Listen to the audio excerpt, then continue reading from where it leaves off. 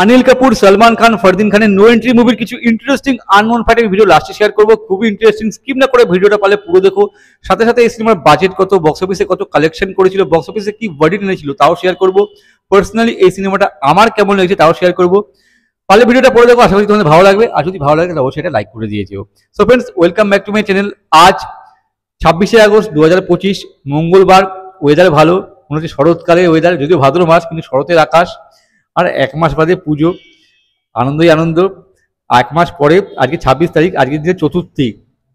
ব্যাপক একটা ফিলিং, ব্যাপক একটা মুহূর্ত। আমার এই সময়টা খুব ভালো লাগে, পুজোর আগের মুহূর্তগুলো।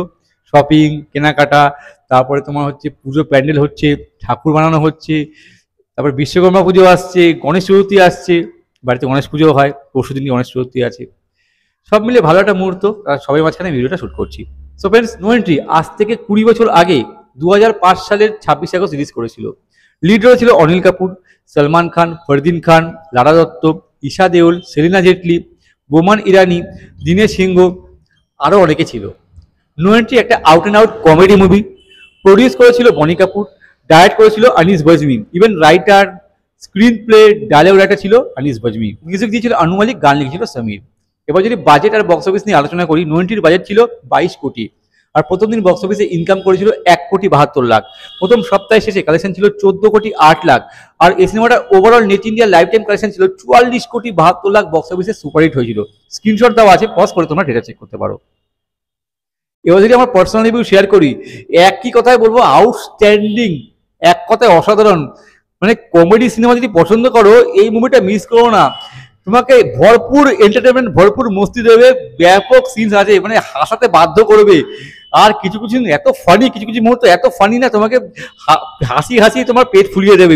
আউটস্ট্যান্ডিং, মানে অন্যতম সেরা কমেডি মুভি বলতে পারবো আমার দেখা। আমার তো ব্যাপক লেগেছে। হ্যাঁ, এই সিনেমাতে বিপাশা বসু আছে, বলতে ভুলে গেছি। যদি পারফরমেন্সের প্রসঙ্গে আসি, অনিল কাপুর এক কথায় অসাধারণ, আউটস্ট্যান্ডিং। মানে এই সিনেমাতে আমি এটা বলে রাখি, সলমান খানের ভিউজ একটা পার্ট নেই। মানে এক্সটেন্ডেড ক্যামেরা রোল বলে ভুল হবে না। প্রথমে আসে, আবার চলে যায়, আবার মাঝখানে সিন আসে, আবার লাস্টে আসে। পুরো সিনেমাটাকে অনিল কাপুর নিজের কাঁধে নিয়ে এগিয়েছে।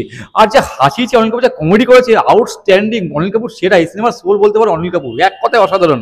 ফরদিন খানের কাজও ভালো অভিনয় করেছে। সালমান খান যেটুকু সময়ের জন্য আসে বস, ফাটিয়ে দিয়েছে বস, এক কথায় অসাধারণ। সালমান খান অসাধারণ। আর লারা দত্ত, ঈশা দেওল, সেলিনা জেটলি নিয়ে জায়গায় ভালো কাজ করেছে।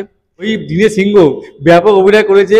আর বিপাশা বসু কাজও খুব ভালো অভিনয় করেছে বিপাশা বসু এই সিনেমাতে। আর যে বয়ফ্রেন্ড হয়ে ঘুরে বেড়াবে, তিনিও ভালো কাজ করেছেন। সব মিলে ভালো একটা সিনেমা। গানগুলো খুব সুন্দর, সিনেমার সিচুয়েশন অনুযায়ী গানগুলো করা, আর গানগুলো বেশ শুনতে ভালো লাগে। বিশেষ করে সালমান খানের গানটা, ওই no entry, just love me, ব্যাপক গানটা লাগে। আর নো এন্ট্রি টাইটেলটাও বেশ ভালো। সব মিলিয়ে ভালো একটা মস্তিদার এন্টারটেইনিং কমেডি মুভি। যদি কমেডি মুভি পছন্দ করো তো এই সিনেমাটা ভুলেও মিস করো না। তোমাকে ব্যাপক মস্তি দেবে, ব্যাপক এন্টারটেনমেন্ট দেবে এই সিনেমাটা। আউটস্ট্যান্ডিং এক কথায়। এবার কিছু ইন্টারেস্টিং ফ্যাক্ট।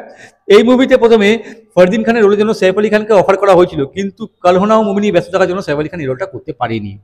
ইভেন এই মুভিতে প্রথমে সঞ্জয় কাপুরের একটা ইম্পর্টেন্ট রোল ছিল, মানে বিপাশা বসু যে হাজবেন্ড হবে এই সিনেমাতে, সেই রোলটা দেওয়া হয়েছিল, কিন্তু কোনো কারণবশত সেই রোলটাকে সিনেমা থেকে রিমুভ করে দেওয়া হয়। এই মুভিতে লারা দত্ত অনিল কাপুরের ওয়াইফ হয়েছিল, কিন্তু এই রোলটা যেন প্রথমে তাব্বুকে সাইন করা হয়েছিল, কিন্তু কোনো কারণবশত তাব্বু রোলটা করতে পারেনি।